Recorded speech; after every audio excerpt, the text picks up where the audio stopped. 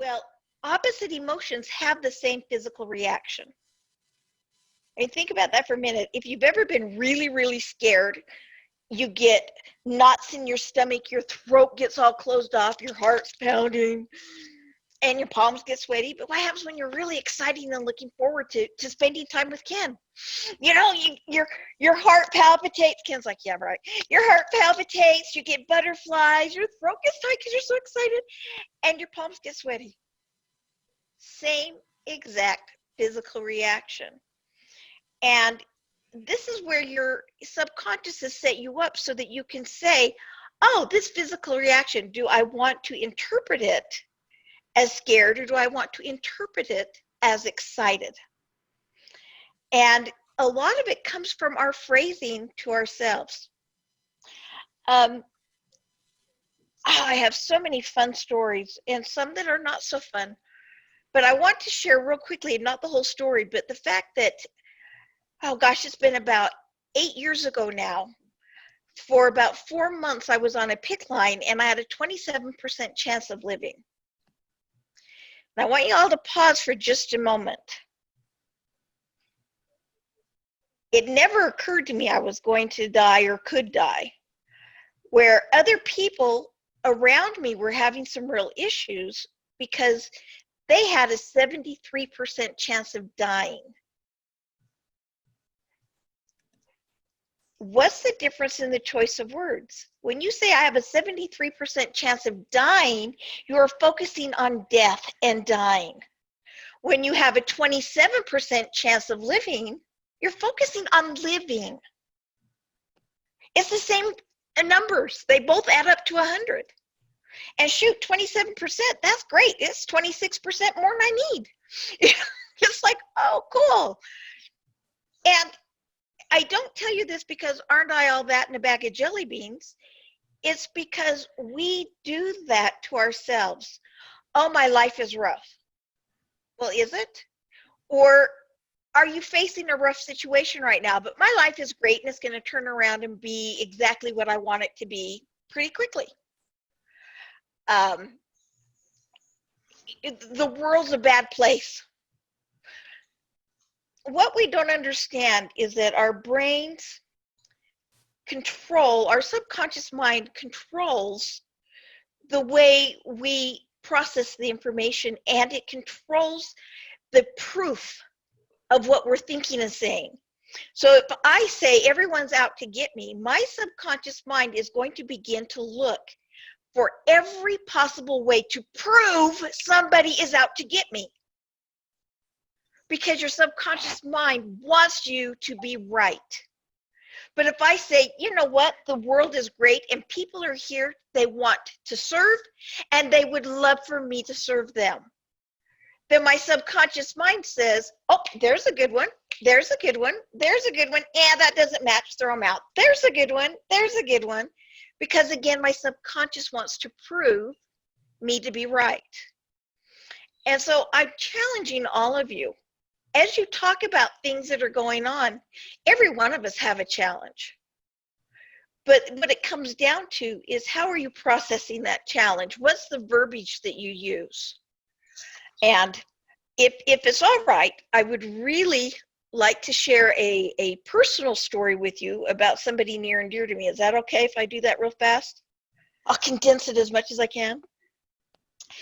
My little sister, Heather. I love Heather. I think she's probably given me more quotes that are fabulous in my life than any 20 people combined. And all Heather wanted to do was grow up, get married, and have lots of babies. Well, she grew up, got out of high school, and 2 weeks later got married, but she didn't have lots of babies. Heather had no problem getting pregnant, but she had a hard time carrying a child to term. In the first 5 years she was married, she had 11 miscarriages. 11 in 5 years. And I'll tell you what, she was the kindest, sweetest, lovingest person through all of this. And I'm like, it's not fair, God in the universe, blah, blah, blah. And anybody deserves a child. And she went, whoa, Karen.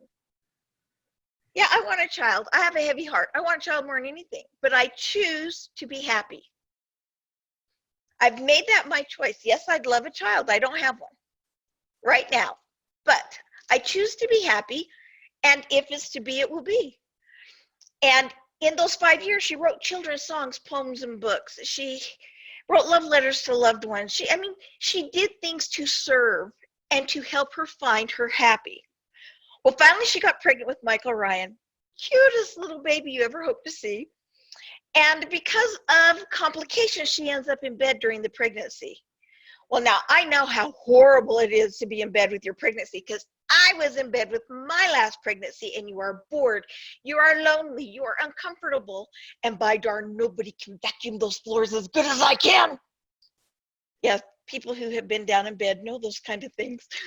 And so I go to her place and I say, "Oh, Heather, I'm so sorry. This is going to be so miserable." She went, "Oh, Karen, whining about the bed being uncomfortable is not going to make it more comfortable. If I'm uncomfortable, I need to either fluff up pillows or cushions or do something to keep my mind occupied."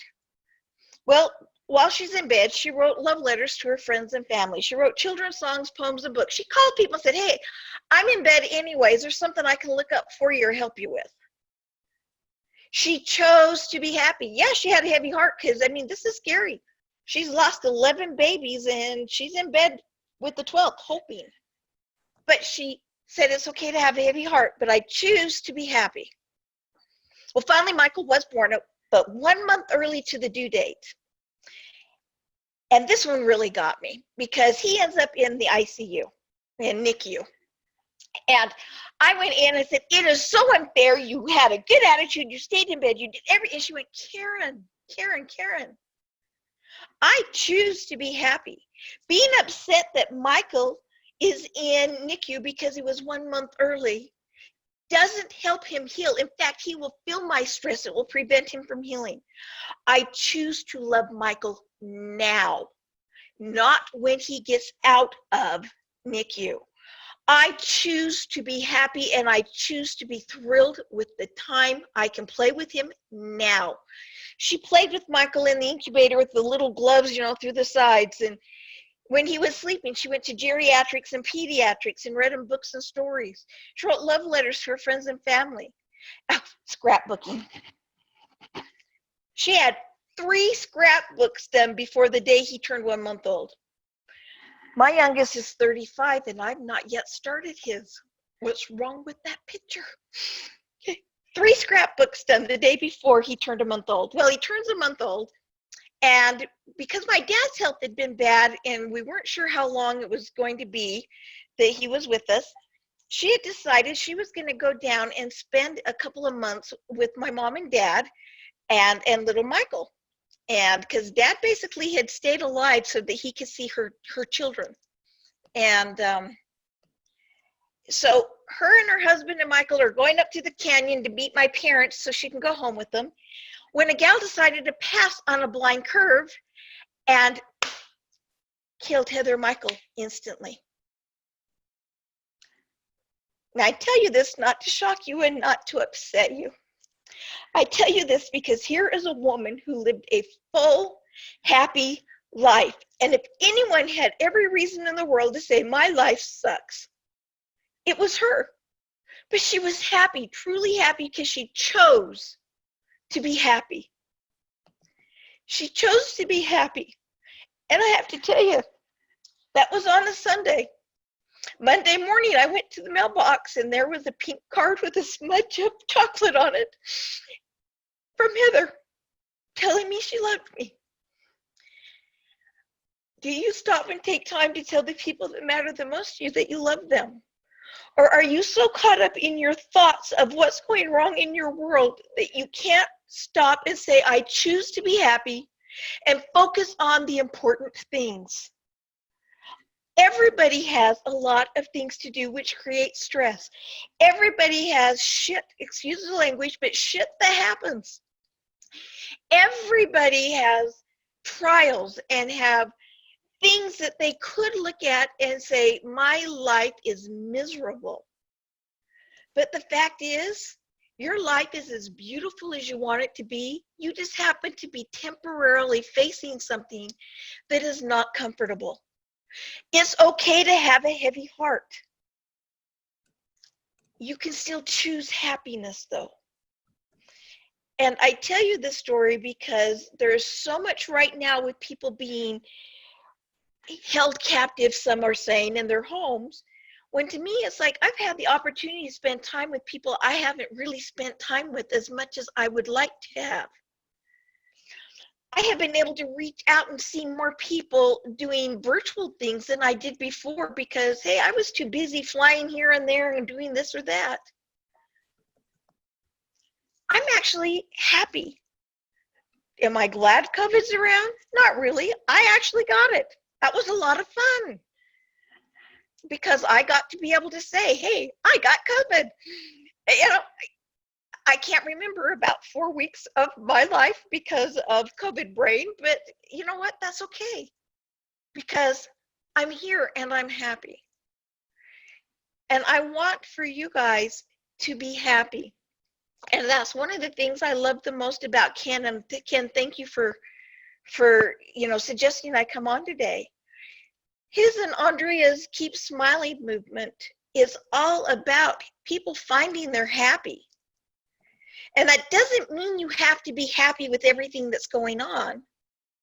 It means that you choose to be happy in spite of everything that's going on. And happiness, again, is where we want to be. And happiness is so easy to have, especially when you choose it. And especially when you say, I'm going to take control of my destiny and I'm going to plan for the future. And I may have some hiccups. But if we treated ourselves like we do a small baby, we would be a lot happier with ourselves. And one last thing, and then I'll let you guys ask questions. But if you've ever seen a small child when they first start to walk, be it your own or a niece or nephew or a neighbor kid, when they first, they've got these big old ginormous heads on that body, and so they're wobbly and they hold on to things and they finally let go of the coffee table and they take that one step and then that second step and then they fall flat on their butt. What do we all do? They walked. Oh, you're so good. You walked. You did it. None of us would slap that child upside the head and say, you failure. I cannot believe you took 2 steps and fell down. Because that's wrong. But we do it to ourselves. We take a step or 2 or 10 or 20 and we fall, and all of a sudden, you failure. When in reality, we should be going, wow, look, I took 1, 2, 20 steps before I fell. And I fell on my butt, which was cushiony, so that was even better. Do you love yourself? And are you treating yourself with the dignity and respect that you would want people to treat your babies? And I hope you are. And I hope that you will choose happiness. Because when all is said and done, that is the last of the human freedoms, is what we choose. Dr. Viktor Frankl, last of the human freedoms, they can hurt me, they can cut me, they can do all kinds of things to me, but they cannot control my thoughts. Only I do that. The last of the human freedoms are your thoughts. I will turn it over to you for if you have questions or comments. Thank you. That was great. All right, Ken, it's your meeting, sir. Okay, so any questions from anyone? I might just have a comment. What do you, it kind of falls in the same genre, I suppose, that about perspective. You know, it's like the one-eyed man's the king in a blind, kingdom or something like that. Or, you can always see someone who's in way worse condition or circumstance than you are, and sometimes that perspective, that tends to help me. Yeah, and it isn't looking for someone necessarily who's worse off. It's for saying, look, I am not where I could be. I'm lucky that I am as far as I am. And that is perspective. And I appreciate you pointing that out, because that is, if we put it into perspective, there's always somebody who is dealing with something that I would never, ever want to deal with. And yet they'll turn around and say, oh my goodness, I wouldn't ever want to deal with what Bob's dealing with. And Bob says, I wouldn't want to deal with what Marjorie's dealing with. And in perspective, we have everything we need in our subconscious mind, in our hearts, in our souls. But really, it's all there. Our minds are infinite, and the energy is infinite. And it's all there. We just have to call upon it. Ryan, do you want to share a little bit about, just a minute or two, about what you're going through? Sure. So my wife is working on 5 weeks in the ICU, if you didn't know already. She does not have COVID. She has what's called it's probably, I say probably because it might be one of other myasthenias, but she has polymyasthenia, which is either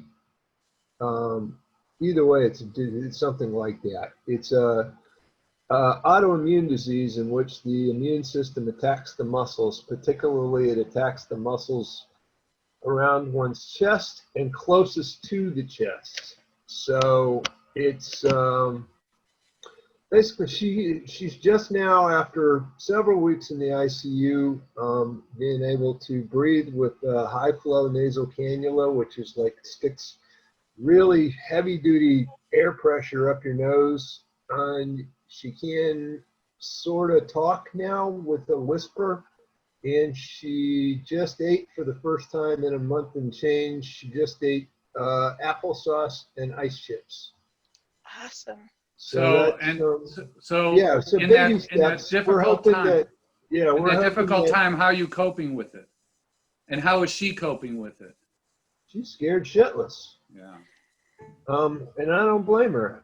There was I don't know if anybody, well, some of you are old enough to remember the show MASH. And there was an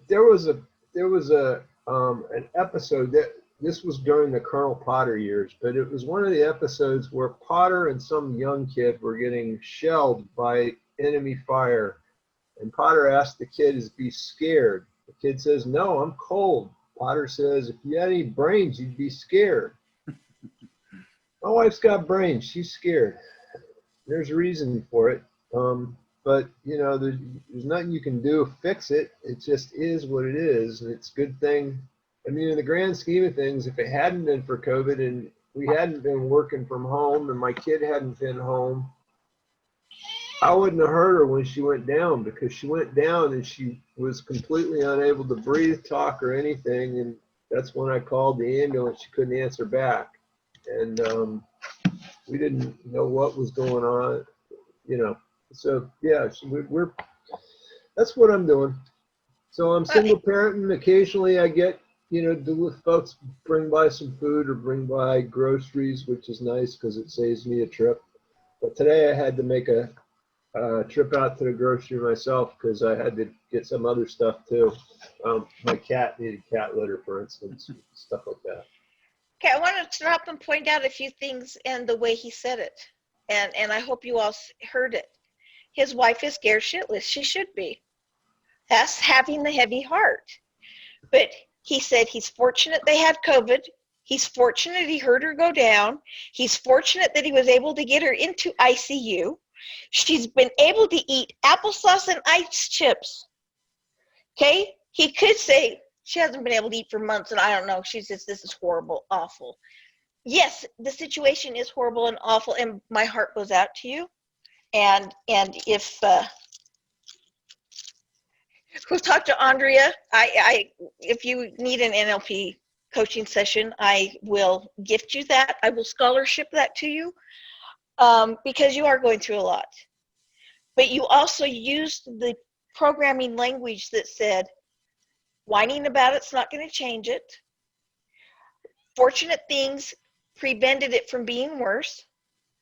And she's improving. And none of us know what's going to actually end up happening. but you're already 99% ahead of the ball, because you're saying people are bringing me food. Hey, today I went out, but you know what? That's okay. But for the most part, I'm handling everything, and people are loving me and supporting me. And I firmly believe they'll continue to love and support you because of your outlook, because of your perspective, because of your choicing of phrasing, and you're not kicking everybody who comes near you, because how dare they be healthy when your wife's not. So let me congratulate you on that and say, mwah. Dr. Karen, you used the expression NLP. I'm not sure if everyone knows what that means and how you utilize that to help people. And most importantly, as entrepreneurs and salespeople, how can they use that to increase their abundance? NLP is a neuro-linguistic programs of choice, and basically it is coaching that actually goes into your subconscious mind. And I don't control you, you control you. I just help guide you to get to that point, to get rid of the things that are not helping you, and help you to actually lock into the things that you need to put into perspective, or let go of things that are no longer serving you, and to hold on to the things that are serving you, and to bring more of those things that are serving you into your life. Basically, it's coaching for your subconscious mind to bring it forward to your consciousness and to your conscious mind. And this is what people need, so that they can find success, so they can find happiness, so they can take control of their destiny, and so that they feel that they're in the driver's seat no matter what. And you know, that doesn't mean the car didn't speed past you or cut you off or anything else, but you're still in the driver's seat. So that's what that is.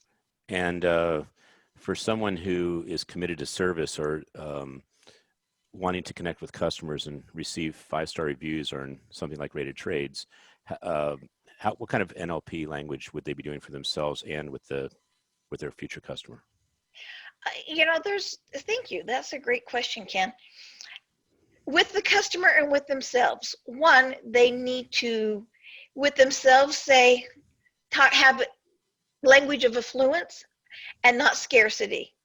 Because what you really want to do with customers is not to get customers. You want to repel customers. You want to repel those customers that are not good for you, so that you have the spacing around you energetically for those customers that are good for you, and you will be good for to be attracted to you. And so the language would be language of affluence. I'm here to serve, and the people who need my services will find me. And I will be able to serve them in ways that will be glorious. And I'm just, I'm here to serve. And people with customers, all of you are here to serve. That's why you have customers or want customers. If you're not there to serve, find a new industry. Because it's not behooving you. But I'm here to serve. And when you meet a customer, they're not a customer, they're not a client, they're a friend. There's somebody that you care about and you want to serve. But when it comes to service, I want you all to keep something in mind, because you're all entrepreneurs. And a lot of entrepreneurs have this, well, if I'm serving, I can't make money. The thing is that when you give, that person has to have a place to receive it. So they need to give something too. There's got to be that equal exchange. Them giving you money or giving you time or giving you service opens up energetically their ability to receive the service that you're giving them. And so it's not bad to ask people for money. It's not bad to do a trade with somebody. It's not bad to scholarship someone. But you can't scholarship everyone. But it's because you want to serve, but those people need to have a space in order to receive it. And that's one of the things, Ken, with customers, is that you have to love them enough and care enough about them. Well, you know, I do hypnotherapy. Mm-hmm. And with my hypnotherapy, I'm not the most expensive, but I'm not cheap. I charge $5,000 a session. But I have one session, one topic, they're done. I've had people overcome addiction to ecstasy, to smoking. I mean, that's a big one. That's one most people go in for. Alcohol, for getting past loved ones, loss of loved ones, for has somebody had a porn addiction, and somebody else is sadly enough that had a problem with pedophilia. And those folks didn't pay $5, they paid a whole lot more because they had to have skin in the game. Mhm. You know, one session, one topic, guaranteed you're done. The NLP coaching, now we do more coaching than we do just go in there. And I don't wipe it out for them. They do all the work. I just guide them to make sure they're safe. So with your customer serving them, you got to care enough about them to give them the space to succeed. And you have a podcast. What is, if you want to share? Yes. Andrea and I actually have the Your Destiny show that's on Wednesday mornings at 10 o'clock my time. So you can put it in the chat. You can. Yeah, I'll put it in the chat. And then you have the 7-figure going. And then starting next Tuesday at noon Eastern time, I have the 7-figure jump, which is all about the processing and mindset, and what do you really want to make that next jump? And if you do, what's holding you back? Let's get past that so you can make that jump, be it from 5 to 6, 6 to 7, 7 to 8, 8 to 10 or 12. And it's the only thing that stops us is us.